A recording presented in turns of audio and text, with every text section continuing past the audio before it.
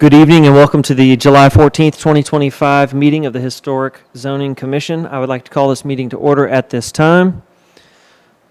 First thing on our agenda are the meeting minutes from June 9th, 2025. If there is a motion to approve those, I would entertain that. So moved. Thank you, Brian. Do I have a second? Second. Bob, thank you. I will abstain from voting because I wasn't here. All those in favor of approving the minutes, please say aye. Aye. All opposed? The ayes have it. All right. Let's go to staff announcements, please. Thank you, Mr. Chair. We have a regularly scheduled DRC meeting that will be next Monday, July 21st, starting at 4 o'clock here at the Eastern Flank Event Facility, and the deadline to apply is midnight tonight. And applicants, if you are invited to attend a DRC meeting in response to the action taken on your item and you'd like to attend the next available DRC meeting, please email staff by midnight tonight with your intent to be on the agenda for the next meeting on July 21st. We have a special DRC for new City Hall elements and the new City Hall Park on Tuesday, July 29th, starting at 3 o'clock here at Eastern Flank. And lastly, staff is working on strategies to enhance meeting efficiency, and we're testing a couple of ideas tonight. The first is that staff comments for each item will be very brief when a proposal meets the design guidelines. The second is creating a consent agenda for simple items. Tonight, 2 items are recommended for the consent agenda. One is for in-kind repairs, and the other is where no actual exterior changes are proposed at this time. The chair will ask for a motion for the consent agenda shortly. Thank you. All right, thank you.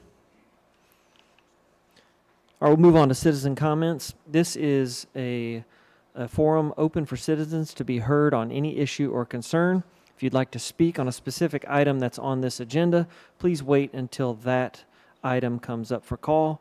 For all other citizen comments, please fill out the speaker card, hand it to staff, they'll get it to me. Come up to the microphone, state your name and address, and try to limit your comments to 2 minutes. Are there any citizens who wish to speak to the commission at this time on something not on the agenda? Okay, seeing none, we will move on to our agenda. Item number 2. Let's read our consent agenda first here. So this is the new consent agenda that Emily just mentioned. Items under the consent agenda are deemed by the commission to be routine in nature and will be approved by one motion, adopting the staff comments as part of the approval. The items on the consent agenda will not be discussed. Any member of the commission or public placed on the regular agenda. It will then be considered in its printed order. Staff recommends that the first 2 applications on tonight's agenda be placed on the consent agenda. Would anyone like to entertain a motion to place the first 2 applications on the consent agenda and approve the items with their recommended?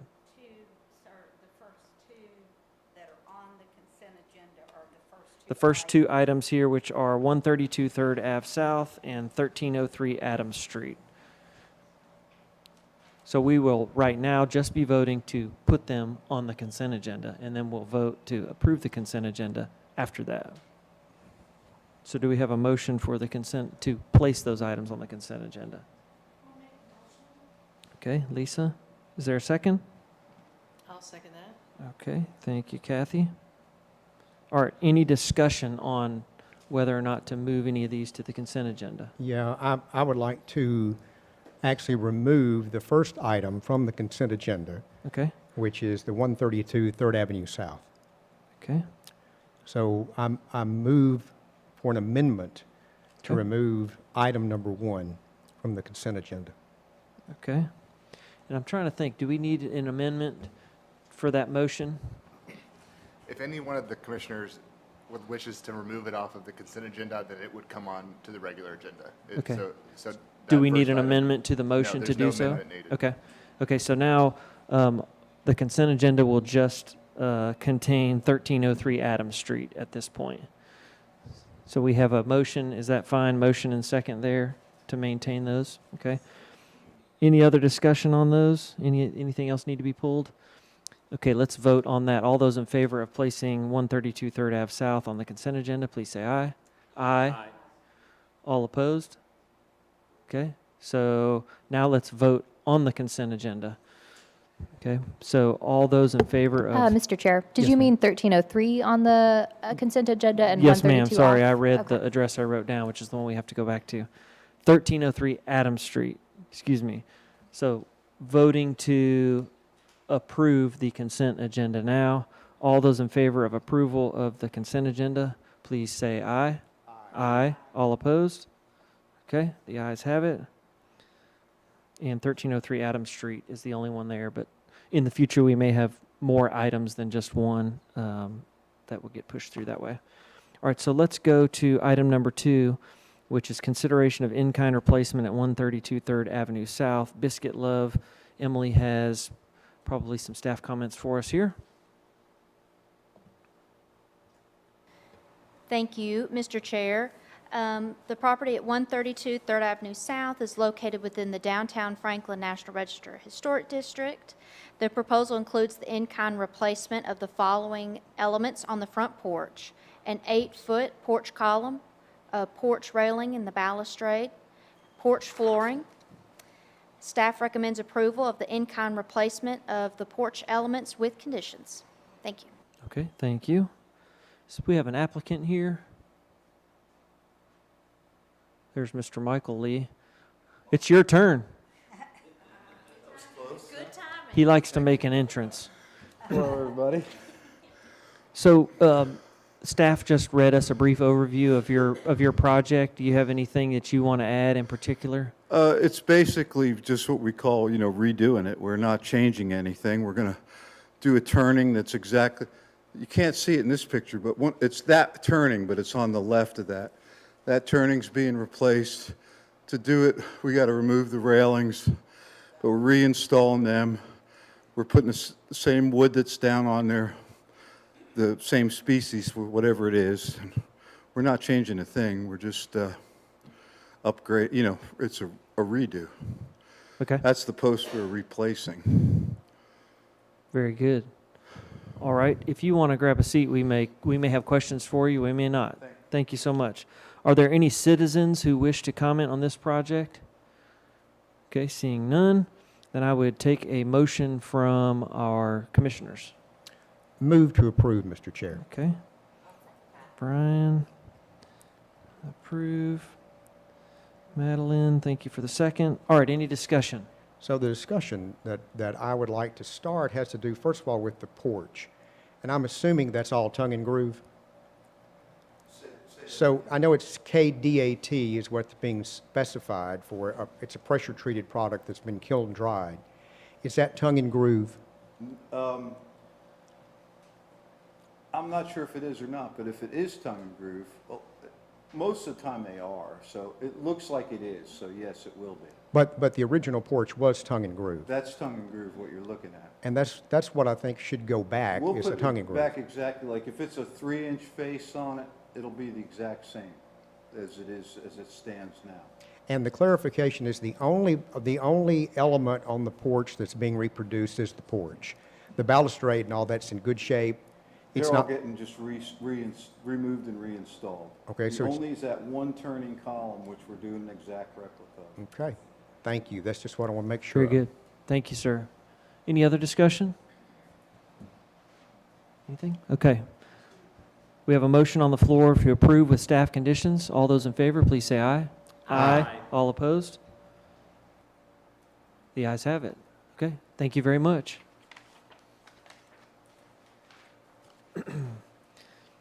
Item number 3 was approved via consent agenda, so we'll go to item number 4.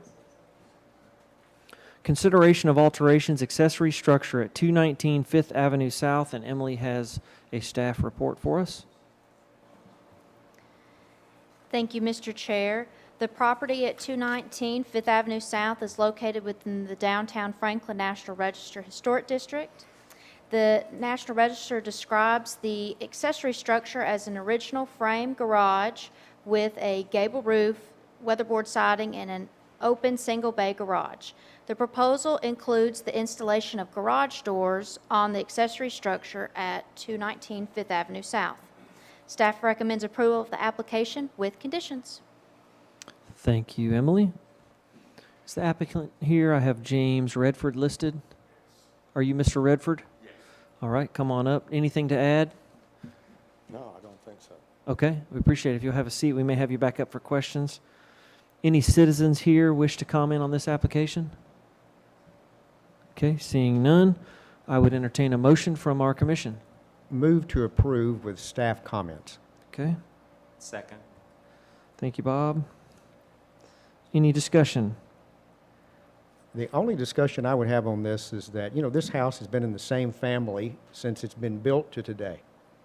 And I think that the owner is has done a great job in selecting garage doors that match the original as closely as possible. Yeah, that's great.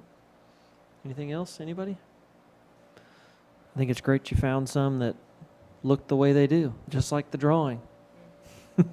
All right, let's vote on this motion to approve with staff comments. All those in favor, please say aye. Aye. All opposed? Okay, the ayes have it. Thank you very much. Let's go to item number 5, please. Consideration of signage, sandwich board convenience signage at 134 2nd Avenue North. Elizabeth has a staff report for us, please. Thank you. The property located at 134 2nd Avenue North is located in the downtown Franklin National Register Historic District. And the site features a total of 3 existing signs for the building currently, including, this proposal includes 2 additional sandwich board signs, which would bring the total number of signs to 5. Both signs are 40 inches tall. The sign area is approximately 6 square feet. It utilizes a metal frame material, an unknown sign panel material, and a light background with dark lettering. The guidelines recommend the following: that a residential building should have no more than 3 signs. Where there is an entrance to a rear facade that faces a parking area, an additional sign may be considered limited to a directory sign, a small hanging projecting sign, or a window sign. A maximum of 1 sandwich, 1 per entrance and 1 per exit for convenience signs. A maximum of 1 sandwich board sign per ground floor retail storefront and tenant space. The material should consist of a finished wood or metal with matte background finishes, and a maximum of 3 colors with a dark background color and a lighter lettering color. Staff recommends approval of the sandwich board sign with conditions that would align the sandwich board signs with the guidelines. Thank you. Thank you. Is the applicant here? Come on up. You Miss Highland? All right. You have anything to add for us I don't. beyond what staff said? Okay. Do I? Yeah. I All don't right, at this perfect. point. You Thank grab you. a seat. Thank you so much. Are there any citizens here who wish to comment on this application? Okay, I don't see any. All right, let's hear from the commission here with a motion, please. Okay. Thank you, Mary. Is there a second? Okay, Lisa. All right, let's have some discussion, please. The staff comment is to reverse colors.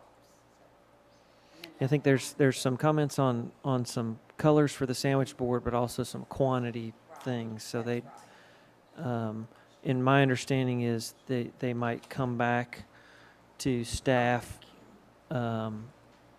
with those proposals at that point. And that's all part of the conditions of approval. Yes, the first condition is limiting the total number of signage to 3, and they would just send those to staff when selected. Okay. Anything else? Does it currently have more than 3? I thought it was already just 3. They have 3 existing signs, 1 post and Oh, panel, yeah. 1 convenient sign, and 1 window sign, and then these are 2 sandwich board signs, which have been out and are proposed now. Okay. Okay. We're really not supposed to let folks come up and talk out of agenda order. Yeah, Yeah, so basically the motion or the staff recommendation is get within the guidelines and then they don't have to come back here. They would have their approval then. Okay. All right, any other discussion here? Is All right, that so- correct? Is that right? Yes, they would just have to go to B&S to get a sign or sandwich board sign permit following this. Yeah, yeah, okay. All right, so we have a motion for approval with staff comments that's been made and seconded. Let's vote. All those in favor of approval with staff comments, please say aye. Aye. All opposed? Okay, the ayes have it. All right, thank you very much. Item number 6, consideration of an addition principal at 212 Lewisburg Avenue. Elizabeth is our staff point person on this one.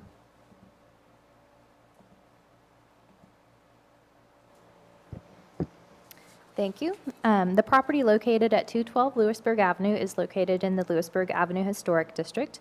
This proposal, which was part of a larger application, was a portion that was deferred during the June 2025 Historic Zoning Commission meeting, and it is for an addition on the rear of the principal building. Feedback has been incorporated into the design of the massing and scale to create a more subordinate addition to the historic building.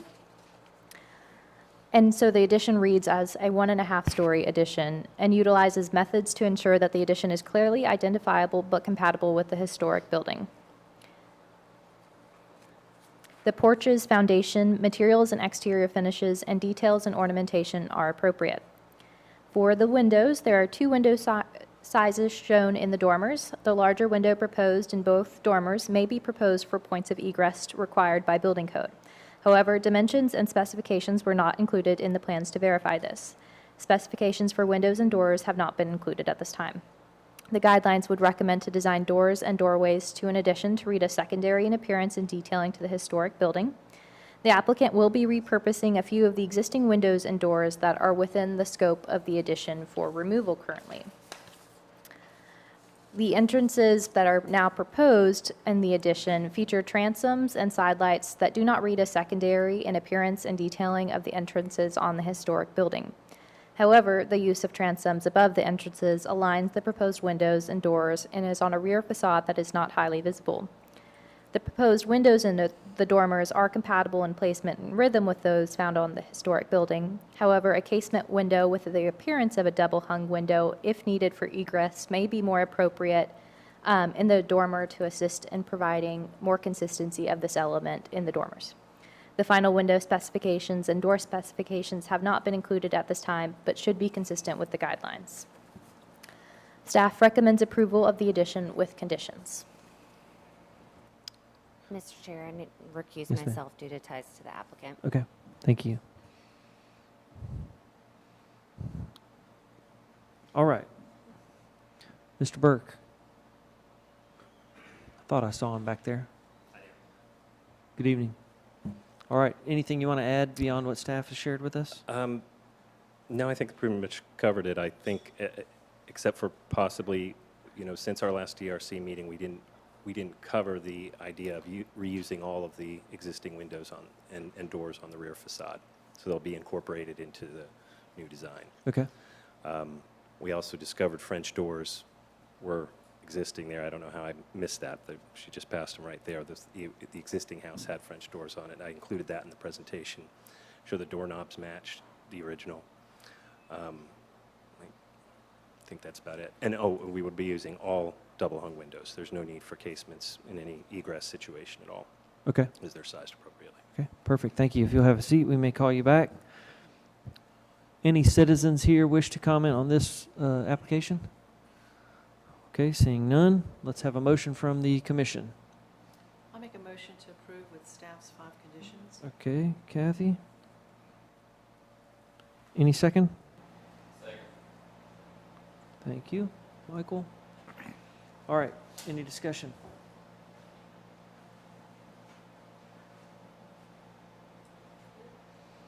I think this has come a long way. Go ahead. Yeah, my question would be, is the dormer required to be, the staff said, if it's not required that big for safety to modify it, I think. I think they're just talking about windows. Windows, so. Yeah.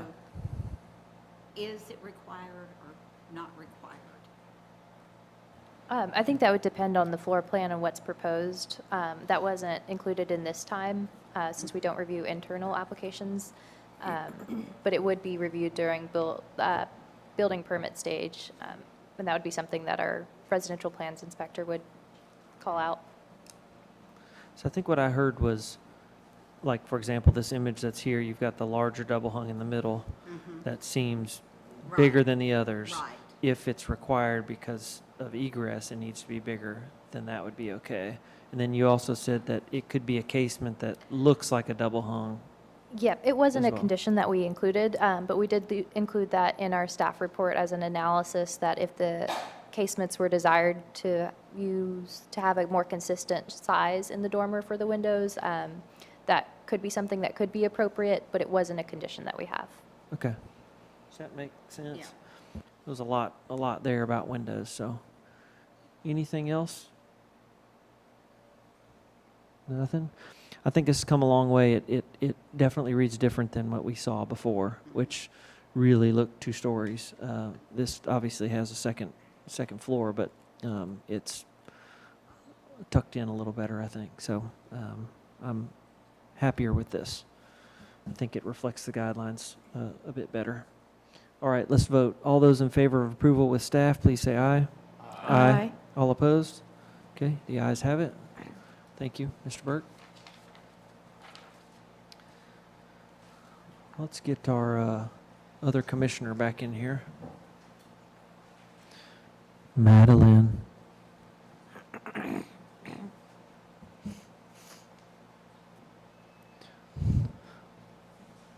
Okay, I'll go ahead and introduce it while she's walking in here. Consideration of alterations at 115 2nd Avenue South. This is the Hiram Masonical Hall, and Elizabeth has our staff report for this one as well.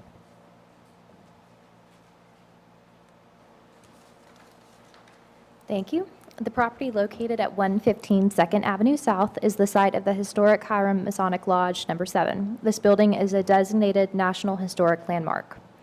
The building sustained damage during a storm in the spring of 2024. After review of the approved plans and necessary scope of work to remediate the damage and maintain the structural integrity of the front facade, the scope of work is proposed to be expanded to broaden the reconstruction of the front facade wall down to the coursework of the 3rd floor along the entirety of the front facade. This is similar to the scope of work that was proposed and approved in March of 2021. Staff recommends approval of the application with conditions. And we'd like to clarify that staff condition number 1, the second half should read as follows. Masonry cleaning should be done as gently as possible and should not include sandblasting or other abrasive cleaning methods. Okay, thank you.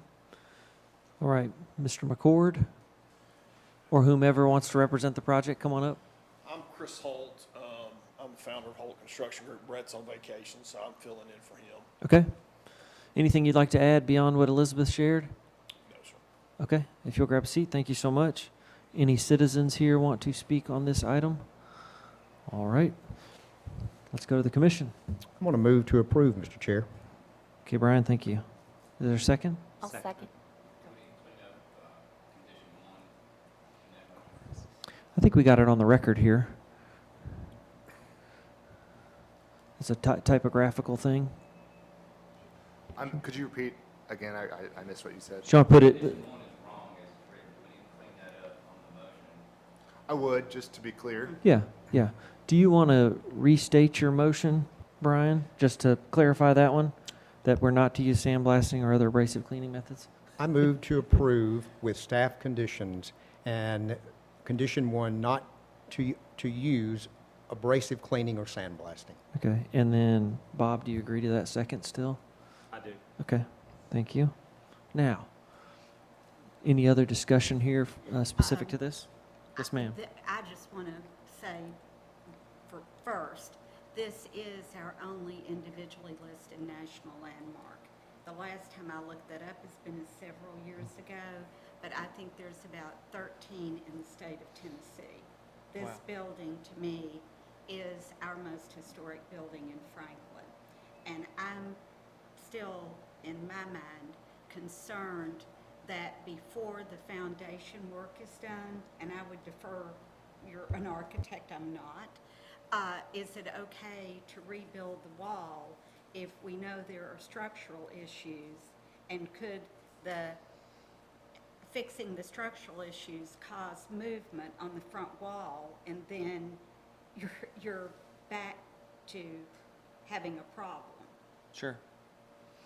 Yeah, and, all I can say is that, we have to defer in some ways to the experts they've hired who are, they're licensed individuals, contractors, structural engineers who are considering all that.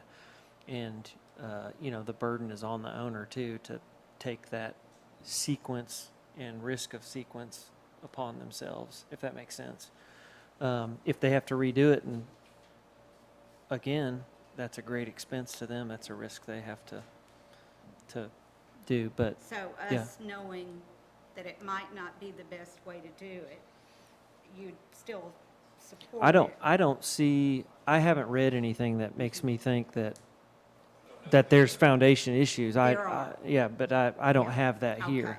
Okay. I think, I am so for this. I so want to Yeah. see this happen. It is a magnificent building, but I'd rather be safe than sorry. I know there's structural issues. Mhm. And I would at least like to have time for them to make the argument of why this sequence is preferred. Mhm. So Okay. I Brian, did you have personally something? would support a deferral. Okay. I'd just like to say I understand Mary's concern, but I fall back on that we have stamped engineered drawings, Okay. that show what's going to be done, and I assume the engineer's done his work. Yeah, that's what that's kind of the way I feel. And yes, I mean, there's probably lots of ways to do this and lots of sequences, and ultimately Okay. the owners have to make that decision. Really, our charge is to, is the work they're proposing appropriate within our guidelines? And from what I'm seeing, it is, even the increased scope. I don't think I was here for the original scope approval, but the subsequent reapprovals I think I was here for. But it makes sense. I think there's some mention of using some of the internal brick withes to kind of fill in what may have been damaged. I have a little bit of concern with that because oftentimes those internal bricks, they're called salmons, they weren't fired as hot and they kind of disintegrate in the rain. So they weren't intended to be exterior bricks, but again, I would defer to, they have an entire team of professionals, and if they get into that scenario, that's something they'll have to remedy or work through. So I'm not going to make an assumption that that's just going to happen. Right now, I feel like the work that they're proposing is a good move because it's got a serious issue there. I think it's 8 inches out of vertical Yes. at the top, that's pretty serious. I don't think you can walk on that. Can you walk on that sidewalk now? Just a little sliver of it? Yeah. So, any other thoughts there? Okay. So we have a motion for approval with conditions. Let's vote on that. All those in favor of approval with conditions, please say aye. Aye. All opposed? Okay. I'm just going to abstain. Abstain? I want it to be Okay. right so much, and Mary, do you want me to speak on that for a minute? Do you want me to speak on that for a minute? Sure, Jared, if you want Sure. to talk. I don't know if you want them to come back up and speak about their scope of work, but they will be submitting structural engineered plans. The plans that they submitted were existing plans, I believe from 2022. They are altering that slightly to bring it down more based on what they've seen out on site. And we do want to make sure that it is being updated with the COA to follow that process with the structural report. And so it was approved in the past, but it wasn't going quite as low. And that's kind of what we're coming back to y'all with, is to make sure the brick and everything is matching what is actually being done. But they will be getting a renewed structural engineered plan set as well. And they do not have that currently, but they will be getting that to us. Okay. So there's another layer here that has to, That is correct. They've met with staff already. okay, perfect. That's helpful. That makes, Okay, to recap there, the motion was approved with staff conditions, so thank you very much for that. You said Mr. Holt, right? Thank you. All right, item number 8. Let's move to 8 here. This is consideration of a Historic Zoning Commission recommendation, so not a COA, for public art at 1221 Columbia Avenue, Carter's Hill Park, and Emily has a staff report for us. Thank you, Mr. Chair. The property at 1221 Columbia Avenue is Carter's Hill Park, and it is within the Historic Preservation Overlay as a historic park within the City of Franklin's park system. The proposal is seeking a recommendation from the Historic Zoning Commission to place a piece of art on the property of Carter's Hill Park. The proposal came before the Design Review Committee in June, and the feedback from that meeting has been incorporated into the application. The statue will be positioned in the middle of the park, close to several shade trees. Several locations are proposed, but all are set well into the park. Therefore, it is recommended that the Historic Zoning Commission make a recommendation for approval of the proposal to the Franklin Public Arts Commission and the Board of Mayor and Aldermen for the placement of public art at 1221 Columbia Avenue or at Carter's Hill Park. Thank you. Okay, thank you, Emily. Laura McPeak.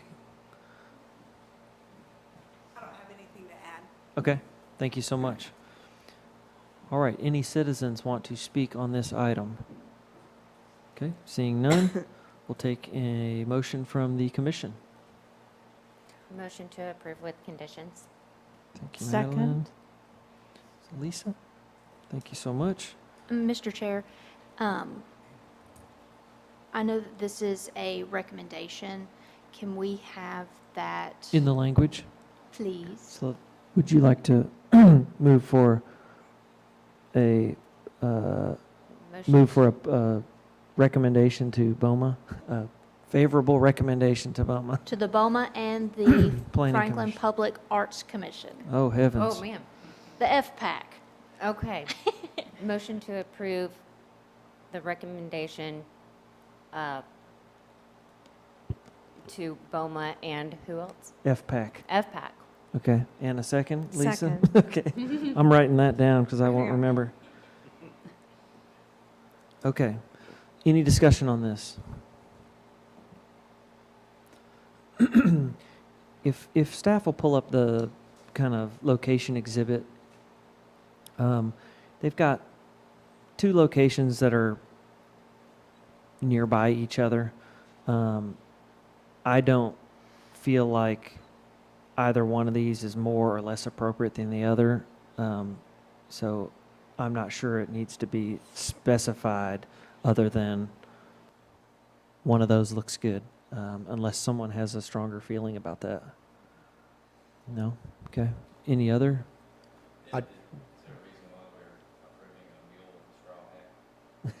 It was, yeah, Oh, you didn't get to come. My understanding is that, I think it was, there's a historic document there. It's like the Ohio, is it 6th? 6th Ohio had mules that they trained to lay down so they didn't get shot. And they brought all the munitions there to the battery where the cannons are. So it's public art, it's telling a story. It's just part of what was really there on the battlefield. So it just tells a more a complete kind of story of that spot in this place. So I think, don't want to speak for the applicant, but that's what I understood from it. And it's much more eloquent in their historic document and much more detailed. and they have documentation that the mule had the hat, so, Yeah. yes. I thought the same thing. I thought, are we being punked? No, I think it's pretty interesting. So it's good. I also wanted to just, out of curiosity, I'm thinking the green indication on the map is just showing the location of the cotton gin that we spoke about previously. Is that correct? Is that the cotton gin? Right there on that green there? Actually, the Google Earth doesn't show the cotton gin. Okay. Okay. Come on up here and talk in the mic so that the rest of the web That's what I was universe. trying to, I gave a longitude and latitude because Google Earth does not have the current park as it is now. But the cotton gin is on the south side of this, so it runs along the east of the pathway that the park's created. Okay. Yeah, What's so this that's not- green box? Nothing? Is that indicating something? I think that's the cannon, the 6 Ohio cannon, Okay. I believe is what that is. It's like in somebody's backyard. It does, because the park wasn't finished in Google Earth. Oh, So okay. that's just how Okay. much reclamation's been going on, that Okay. Google Earth has not caught up with it. Understood. Okay, thank you so much. And I know Brian, you did brought you up, have you brought up location, and they've given us a general area, and I think that should be left up for the Franklin Battle Trust and the Park Service Yep, I for agree. that flexibility. Yep, I agree. Okay. So we have a motion for a favorable recommendation to BOMA and FPAC. Let's vote. All those in favor, please say aye. Aye. All opposed? The ayes have it. And recommendation, I keep wanting to say passes. I guess it did. It's the recommendation is recommended. All right. Item number 9, consideration of alterations and an addition accessory at 334 3rd Ave South. And Elizabeth has some staff information for us. Thank you. So as this loads, we'll begin. The property located at 334 3rd Avenue South is located in the downtown Franklin National Register Historic District. The site features a circa 1905 one-story frame pyramidal principal building, an accessory structure at the rear of the site that is historic in age but has been extensively altered over time and is not included in the listing of the site with the National Register documents. The proposal includes a retroactive request for the demolition of a minor accessory structure on the site, as well as alterations and an addition to the existing accessory structure on the site. So for the proposal, which includes a retroactive review for our COA for the demolition of an accessory structure, it is believed the structure was added to the site between 1999 and 2006 and is not historic. The applicant has noted that the roof was in repair as the reason for removal. The structure is not deemed historic in age based on research provided by the applicant, and its removal does not appear to negatively impact the site or district. The demolition of the accessory structure was appropriate. For the second half of the application, which is for the remaining accessory structure, the proposal includes alterations to portions of the existing structure which have been noted to be more historic section of the structure. The structure has been extensively altered over time, and a stop work order was placed for the removal of elements. The existing state and elements that were present on the structure did not appear to be historic or representative of what the historic structure may have originally been. The new addition of the proposed transom windows does not relate to or maintain a rhythm of this element that exists on the structure, nor is it seen on the principal building. The material specifications and profiles of the windows, doors, and shutters have not been included at this time, but they have been noted to match the principal building materials. The proposed alterations are appropriate and will not be highly visible. For the addition, which is proposed to the existing accessory structure, a 542 square foot addition is proposed, making the total footprint 1,442 square feet, or 49.9% of the principal building footprint, and is appropriately sized now. The addition proposed to the right half of the structure improves the massing of the structure to read more like a 1.5-story structure rather than the 2 structure as it previously did, improving the compatibility with the principal building. The materials and exterior finishes are proposed to match what exists on the principal building as well. The specifications for the materials have not been included at this time. Staff recommends approval of the retroactive demolition of the minor accessory structure and the proposed alterations in addition to the remaining accessory structure with conditions. Thank you. All right, let's go to the applicant, please, Ms. Ortiz. Good afternoon. Anything else to add for us? Not at the moment. Okay, thank you.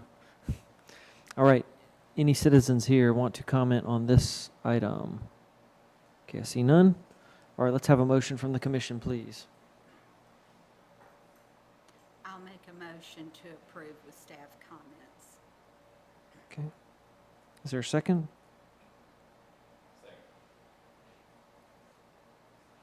Thank you, Michael. Any discussion? Yeah, I'd like to discuss condition number 1, removing the transom windows. Okay. I think that meets the guidelines.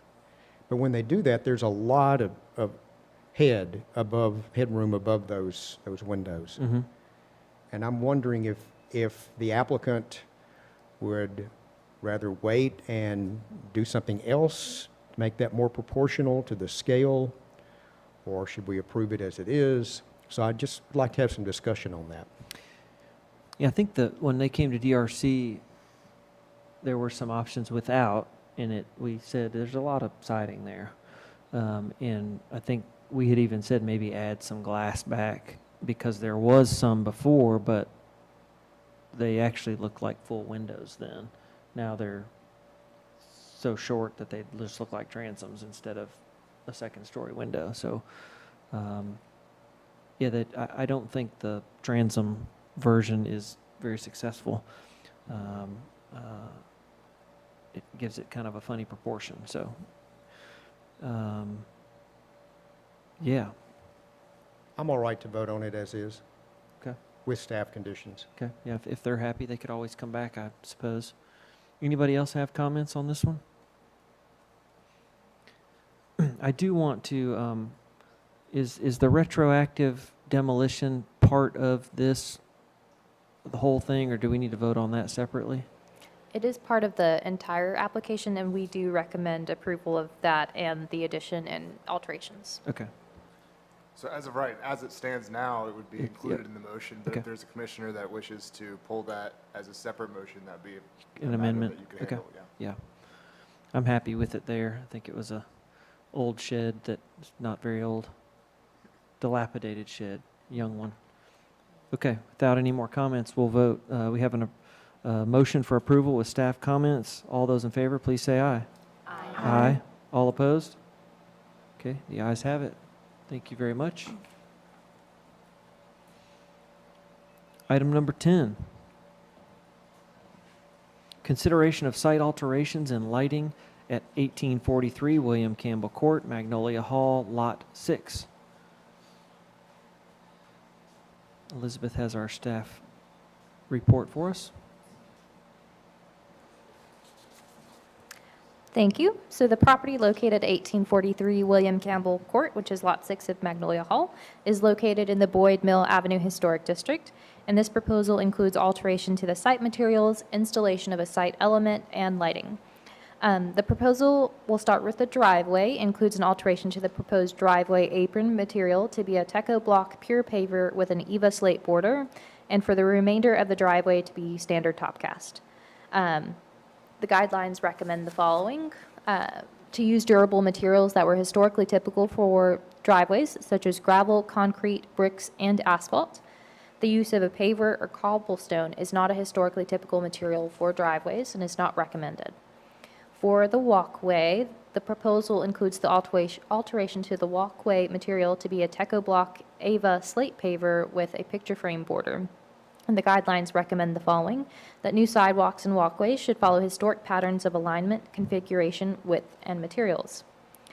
The use of a paver or cobblestone is not a historically typical material for walkways in the district, as concrete and brick appear to be a more historic material for this element here. Third is the proposal includes the addition of a stone pier with a gas lantern in front of the building on the right side of the walkway. The guidelines recommend the following for site elements and lighting: to use concealed exterior lighting, use small footlights for driveways and walkways. If new lights are needed, to use simple fixtures that are appropriate to the scale of the house and constructed of historically prevalent materials, and to avoid ornate carriage lights or fixtures reflective of the 18th century, and to place new fixtures in the porch ceiling or adjacent to main entrances on exterior walls. The use of a stone pier-mounted lantern in the front yard is not consistent with the guidelines and is not concealed or common to the style of the period of the building in Franklin. Staff recommends denial of the application based on the following grounds or guidelines: to use durable materials that are historically typical for driveways, such as gravel, concrete, bricks, or asphalt. New sidewalks and walkways should follow historic patterns of alignment, configuration, width, and materials. And to use concealed exterior lighting or fixtures common to the building style and period of construction. And to use small footlights for driveways and walkways instead of large freestanding post-mounted lights. If the commission wishes to approve the application, there are some recommended conditions as well. Thank you. Thank you, Elizabeth. We've got Mr. Horwath. Come on up, please. Anything you'd like to add, sir? Yes. When we submitted this, we were not as clear as we would have liked to have been, that this isn't just for one house. All of these elements work in unison across the entirety of the development. So we would like to request to withdraw and come back to DRC to have a broader conversation.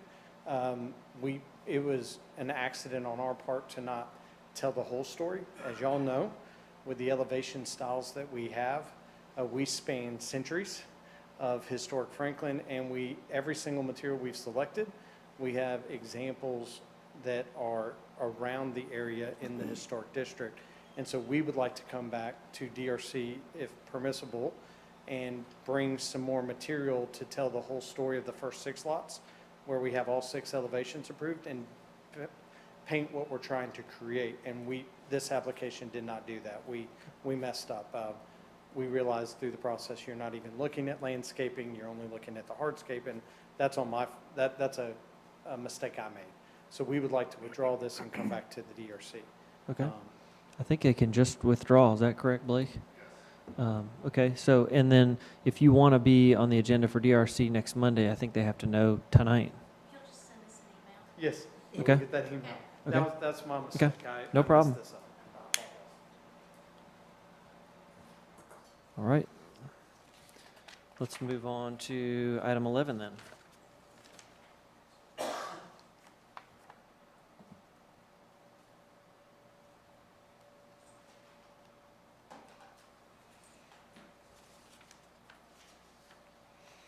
Consideration of site alterations, fencing, and new construction mail kiosk at 1850 William Campbell Court.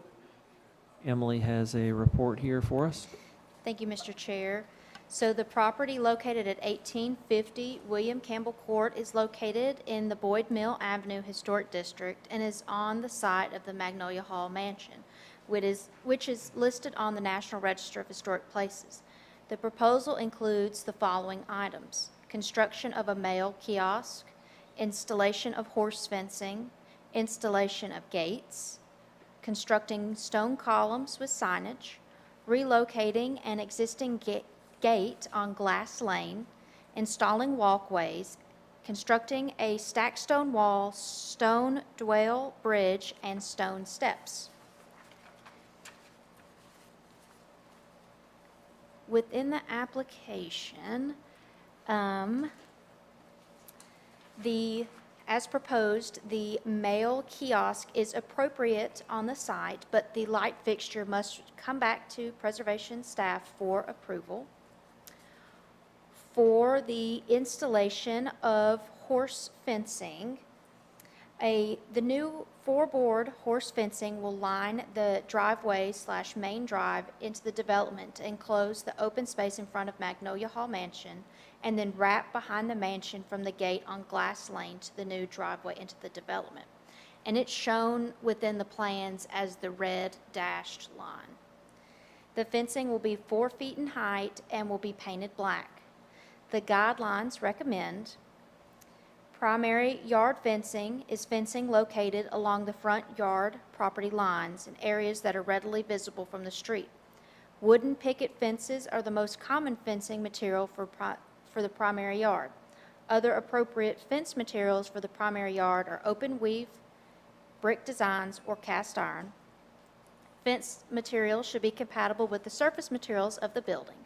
Compatibility is achieved by maintaining the range of materials historically present in the district. unit size, and visual and tactile textures of the materials should correspond to the main structure.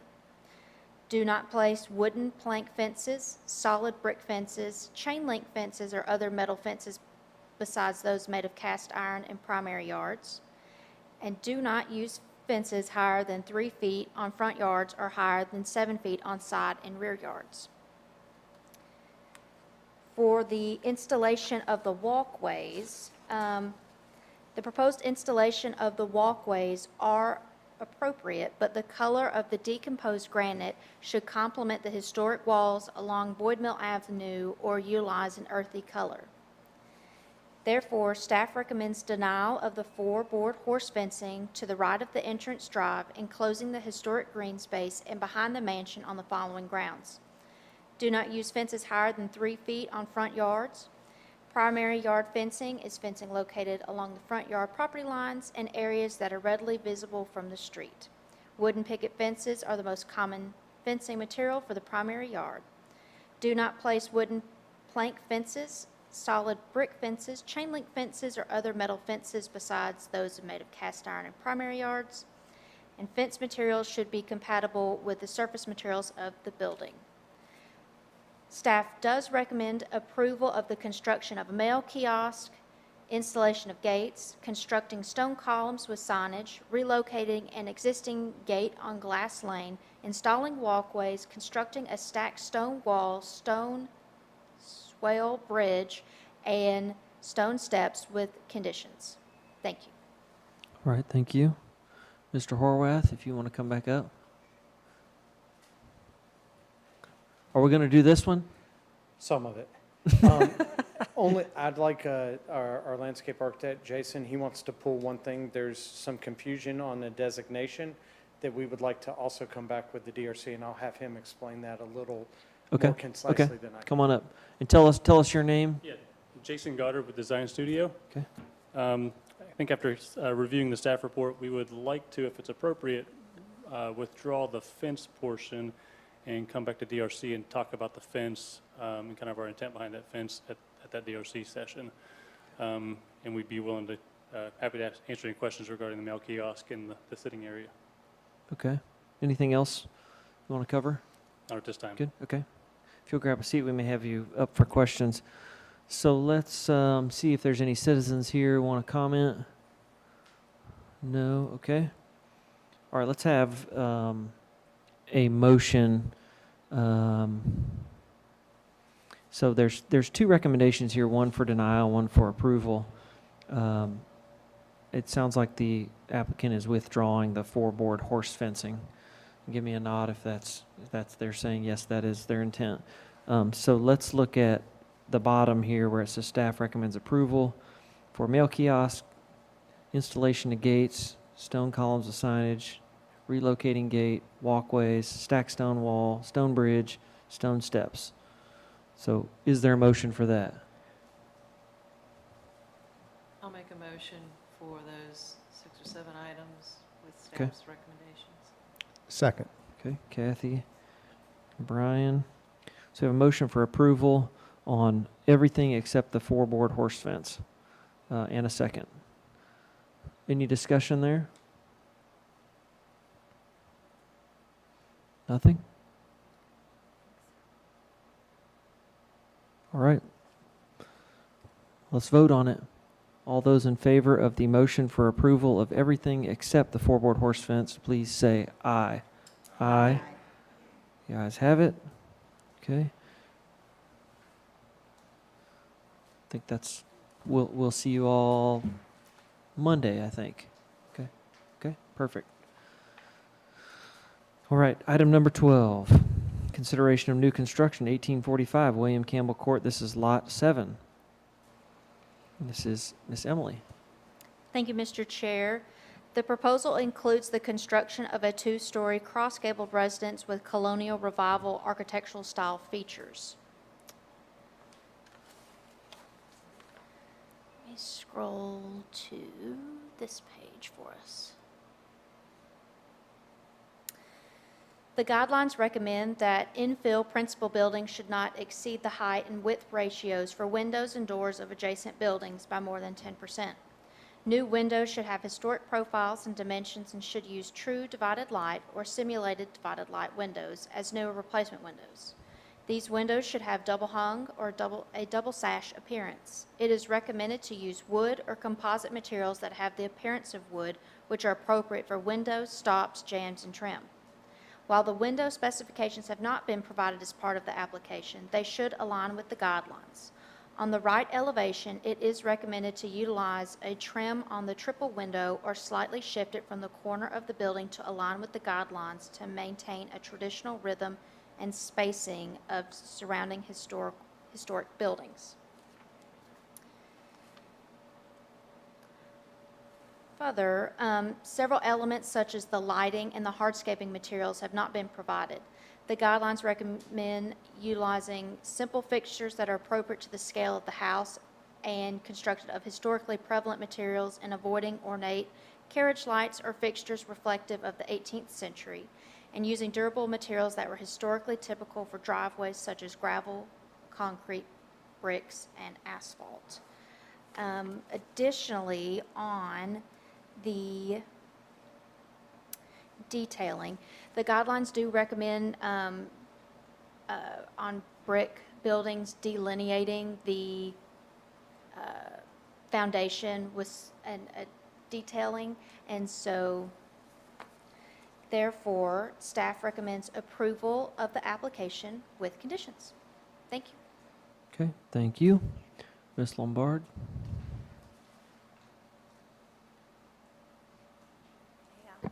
I think the only thing we would add is we would be comfortable, we're happy to add a base course if that is important, and then we were going to propose reducing those 3 windows to 2 on that side because there's not really enough room there with the way the plan works to widen out the trim on the right side, but we're comfortable making that 2, which I think would achieve what staff was requesting. Okay. Thank All I you. got. Okay, appreciate it. Anyone, any citizens here want to speak to this item? Okay, seeing none, let's go to the commission for a motion. Okay, Second. okay. Thank you, Madeline and Michael. Any discussion? My discussion would be the side enclosed, with all the windows. Is it possible to make that look more like an enclosed porch with a little bit longer window? It seems to me like it just doesn't look quite as integrated.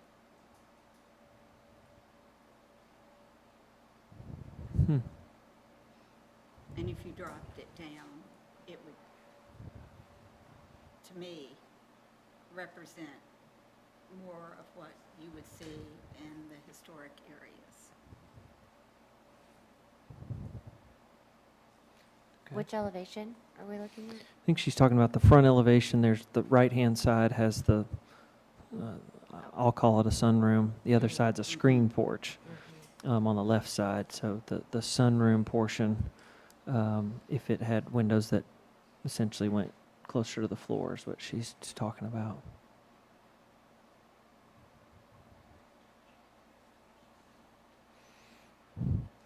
I'll go since some folks are. I'm talking as you're facing the house on the left. The left is the screen porch. Yes. Yeah. Yes. Okay. So you're not talking about the right side? No. The left? Okay. If the screen Is it panels went down? possible to bring the screen panels down some to look like a screened-in room, outdoor space? Yeah, I've got kind of, I think that could be helpful. I have other sort of bigger concerns with the massing. Just, it's still got this big side facing gable on the right. And I was looking closer at this kind of sunroom, and it sits out in front of the front plane of the house. And I kept thinking, man, if that were an old brick house, would we ever allow that massing? A porch that literally enveloped the front right corner of the house. And the answer, according to the guidelines, would be no. So I've got some real massing concerns here. I think that side-facing gable there, they changed from brick to siding, which helps make it feel a little less massive, but it's still a big chunk of house on the side. So we've kind of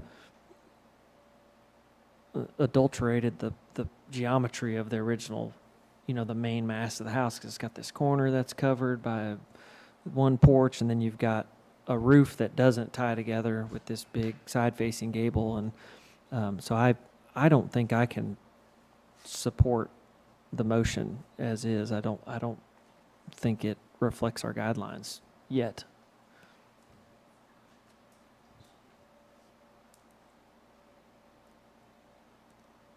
And it is, I know it's lower than Magnolia Hall, Yeah, it looks like it's barely. about 2 feet-ish here. 1'10". So yeah, this is. See, anybody else have any other comments on that? I agree with what you're saying, Tyler, with the right side. It just seems like it's thrown off the geometry and kind of the style of that they're trying to achieve to fit the historic aesthetic of the colonial revival. I just feel like it gets real heavy right there on the right side. Yeah. Okay. Mr. Chair, the Yes, image ma'am. that's up there right now, which is the front elevation, correct? Screen porches on the left, closed-in sunroom or whatever, library, whatever that is more of a structural element. It has a higher roof line.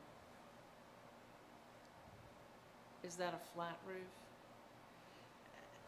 In looking at that elevation, it almost feels like bookends for the main structure of the brick form.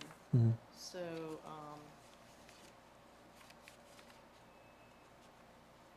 it's not quite right, I understand that, but then at the same time, is it massing, is reducing the massing of one, or would it be necessarily the massing of those two bookends Mhm.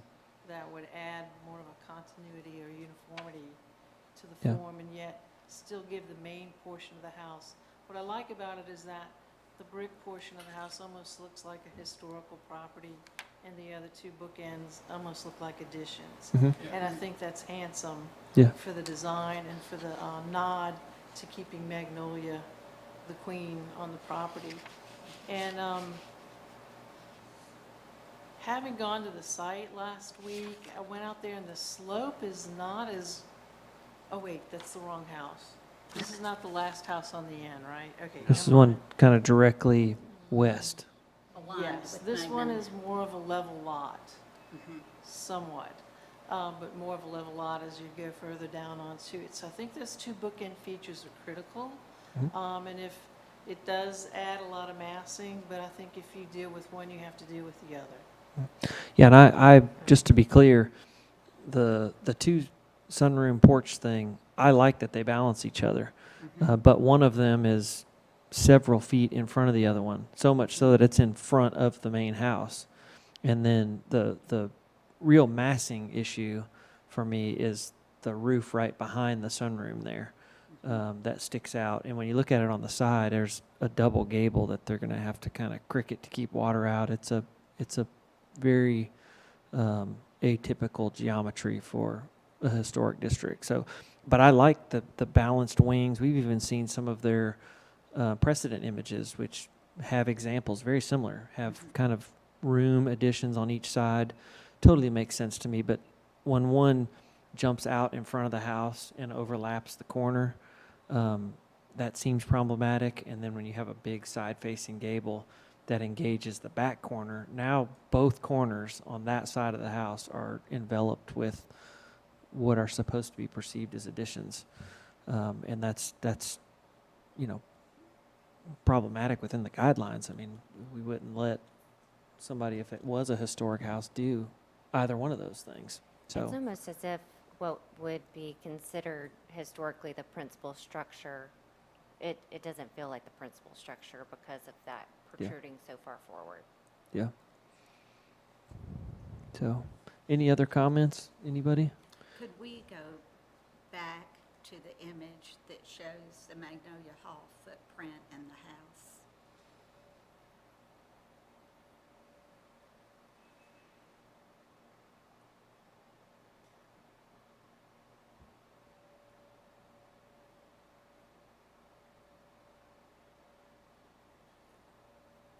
Thank you. I just wanted, it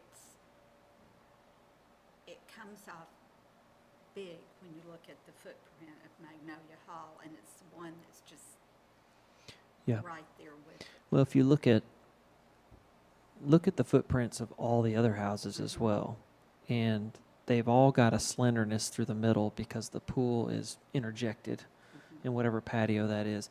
That's the only one that's, you know, I can see it's a more challenging lot. It gets a little shallower. So the house widened out to accomplish some square footage, it looks like, but it is broad. It's a broad house, and so it holds a lot of mass. And even the one right to the right of it is a shallow lot, but it's slender through the middle.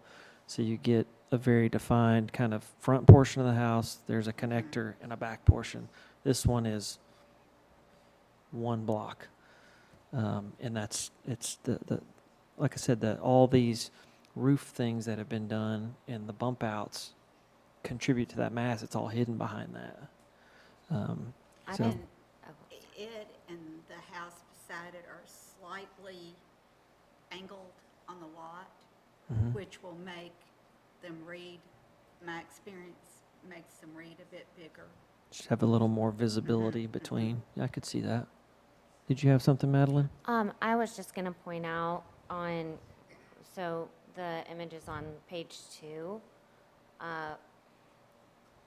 talking about the principal building versus like the hyphens or additions off to the side. These, I mean, you can tell the bottom left picture is similar to the sunroom they've done, which I think looks great, but again, is set back from the principal structure, Yeah. so to speak. All right, are we ready to vote? We do have a motion on the floor for approval with staff conditions. Are you ready to vote? All those in favor of approval with staff conditions, please say aye. Okay, all opposed, please say no. No. Okay.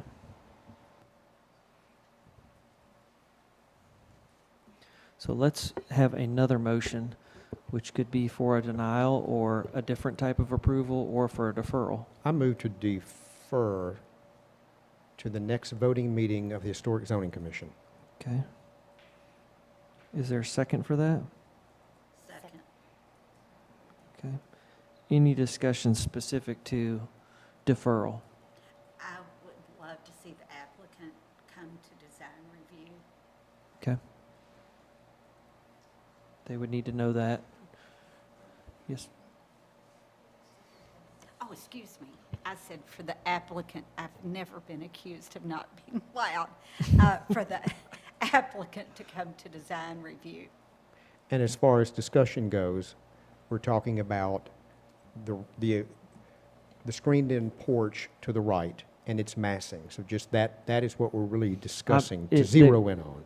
That's too far ahead, and then the large kind of side-facing gable that's right behind it that is halfway on the main mass of the house and halfway off. Yeah, just want to Both of clarify those. for the applicant. Yep, okay. All right, all those in favor of deferral, please say aye.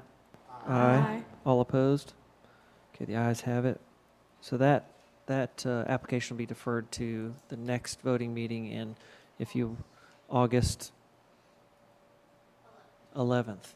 Okay, so August 11th, and if you want to come to DRC, staff can help get you there, they need to know tonight. Okay. Item 13, consideration of demolition, principal building at 119 Church Street. And Emily has a staff report for us.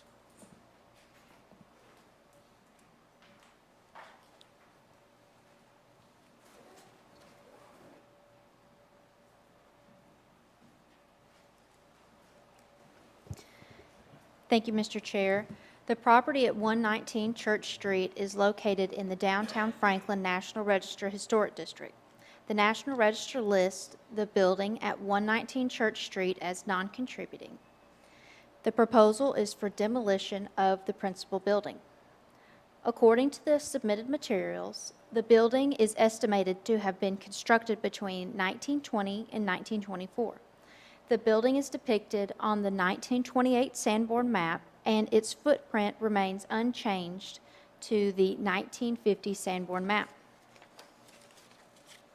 The guidelines recommend conducting routine maintenance and major repairs on historic structures to ensure their preservation. Demolition is not permitted unless there are extraordinary circumstances, so as to maintain the integrity and sense of place associated with Franklin's historic districts. Further, the guidelines provide that demolition can only be approved if the Historic Zoning Commission deems one or more of the following conditions met. If a building has lost its architectural and historical integrity and its removal will not adversely affect the district's historic character, loss of integrity must be substantiated with photographic documentation and a physical description of the property that addresses relevant issues. The second is if the denial of demolition will result in unreasonable economic hardship on the applicant as determined by the Historic Zoning Commission. And third, if the structural instability or deterioration of a property is demonstrated through a report by a structural engineer or architect with demonstrated experience working with historic structures. Such a report must clearly detail the property's physical condition, reasons why rehabilitation is not feasible, and cost estimates for rehabilitation versus demolition and construction of a comparable structure. In addition to this report, there should be a separate report that details future action on the site. Within the application, photos of the building have been provided showing deterioration, holes in the floor, holes in the wall of the building due to the 2023 storm, and overall disrepair. A letter from a structure mover/foundation repair company stated that 90% of the floor system had deteriorated due to termites. A 2023 structural engineer's report and a 2025 structural framing engineer's report has also been included within the proposal. Cost estimates were provided for both the rehabilitation of the existing structure and complete reconstruction of a new one. The estimated cost to rehabilitate the building is $835,000, and to build a new structure will be $506,000, although no details were provided as to how the costs were estimated. While the cost estimates were included within the request for demolition by the applicant, the structural engineer or architect with demonstrated experience working with historic structures was recommended to provide the information as part of their reports per the design guidelines. The included demolition request document provides that if demolition is approved, the intent is to convert the property into green space until a comprehensive development plan is finalized for the lot and the adjoining properties at 119 and 109 Church Street. The zoning ordinance states that no historic structure shall be demolished for the purpose of providing a surface parking lot. The adjacent lot at 117 Church Street is currently an open lot as a fire destroyed the building that was previously on the property. And at 109 Church Street, there are two buildings on the site that are circa 1940 and 1850 and are deemed contributing to the National Register listing. While photos have been provided showing the deterioration of the building and the cost estimates have also been provided as well, it's unclear who provided these figures, as the guidelines defend that these estimates are to be provided by a structural engineer or architect as part of their report. Additionally, the estimates do not define if the cost estimate is to rebuild a building is of a comparable structure or not. While information on the deterioration of the principal building may have been provided, there appears to be an accessory structure on the site based on aerial photography. The National Register does not identify the structure, but a structure is shown on the Sanborn maps in this location. More information is needed on the status of this structure. Therefore, staff recommends deferral of the demolition of the principal building based on the following ground. That is, the structural instability or deterioration of a property is demonstrated through a report by a structural engineer or architect with experience working with historic structures. Such a report must clearly detail the property's physical condition, reasons why rehabilitation is not feasible, and cost estimates for rehabilitation versus demolition and construction of a comparable structure. In addition to this report, there should be a separate report that details future action on the site. Thank you. Thank you, Emily. Mr. Ligon? Good evening. Anything to add, sir? Yeah, on the, I do not have a copy of the Sanborn map, so I'm not sure about the accessory building. There is a building, or there is a structure that I could see would show up on the aerial that's at the back of the property. It is just a metal temporary building that you'd put in, about 4 feet tall, sliding doors, something I would guess was bought from Sears in the 70s, something like that, but not anything that's historic or has any wood or anything like that. It's just Okay. a small metal building for a lawnmower, I think was what mainly was kept there. Okay, you But might other- provide some just photos for staff to keep on record, and they can help us. Yeah, no problem on that. We appreciate your consideration. Okay, thank you so much. Any citizens here wish to comment on this one? Okay. All right, I will entertain a motion on this application from one of the commissioners.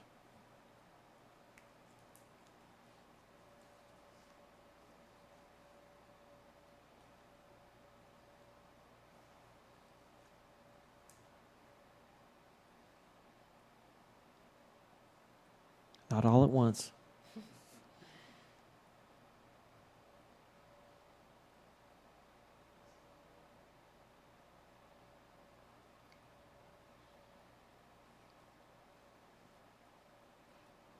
I'll make a recommendation to defer to the next voting meeting per staff's recommendation.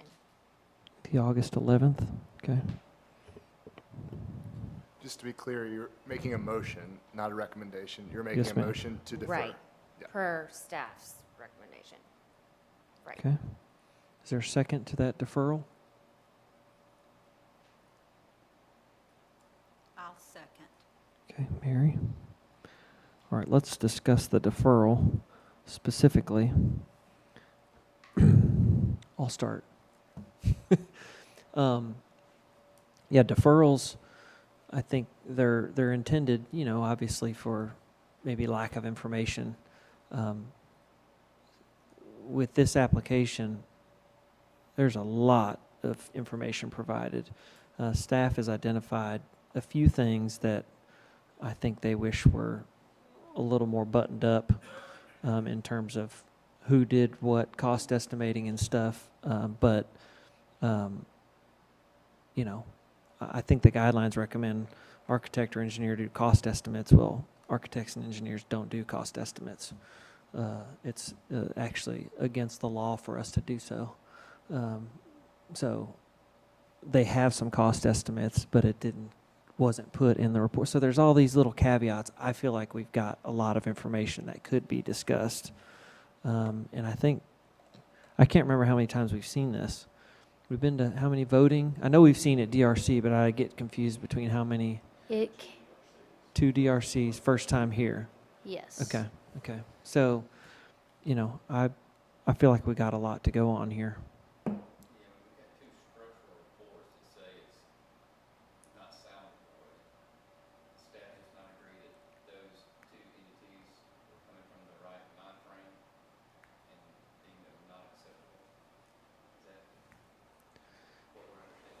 I mean, we did have those structural engineers reports, so it did suffice that one part of the guidelines that did say that structural instability or deterioration of a property should be demonstrated through a report by structural engineer or architect.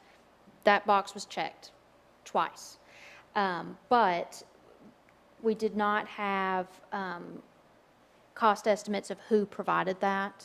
Sure. And so that's why we just recommended deferral, just because we didn't have that information. Yeah. Mr. Chair, it sounds like, to me, it sounds like what we're missing is the intent of the property after demolition.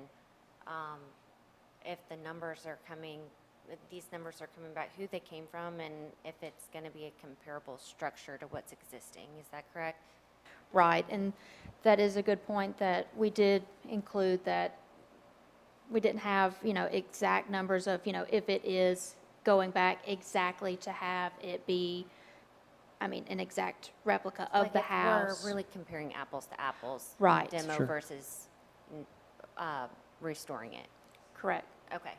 And then also need more information on the other structure on the property. Right, we had seen it in aerials for the Sanborn maps, and then also aerials it's within our city GIS department maps, and it goes back from 1999 all the way to today, and there's consistently in about the same spot a structure on the site. Yeah, so Okay. I feel like this is a lot of information. I remember them coming to the last meeting and they came back with a lot, and that's great. We just need a couple last things, right? Okay. Mine else? would, what Madeline said about future plans. This is where the African-American houses in this area have been torn down one by one, and a church moved, and it's like we're down to scarce as hen's teeth. And to look with the applicant of, is there some way to at least keep part of that story there? I know the greenhouse was part of this neighborhood that's across from Gallery 202, and it ended up, just getting an extraordinary effort to save it. I'm not saying we treat this the same way, but I do think it's part of our duties to keep the historic fabric of Franklin interpreted. And so that's where I'm going with having another conversation, Okay. in my mind. Okay. Anybody else? All right, so we have a motion to defer to the August 11th meeting. Let's vote. All those in favor of deferral, please say aye. Aye. Okay. All the noes? No? No. Okay. 2 noes and 1, 2, 3, 4, 5, 6 yeses. Okay, so the motion to defer passes. So if you want to come to DRC, they need to know tonight. Have some more discussion about it. And if not, we would see you back here on the 11th, August 11th. And Mr. Chair, Yes, I ma'am. think I said this before, but the reason that was not considered a contributing property was because of the aluminum siding. It was covered up. Yeah. Yeah, the National Park Service just Walked by it. walks by it. They always do. Understood. Okay. Thank you very much. Other business. Is there any? Just a staff? reminder that a special DRC is scheduled for Tuesday, July 28th at 3 p.m. for discussion of new City Hall elements and the overall site elements. Okay. Excited to hear that. All right. Thank you, everybody. Let's have a motion to adjourn, if you will. Brian? And I'll second. Madeline, thank you. All those in favor of adjournment, please say aye. Aye. All opposed? Nay. All right, we are.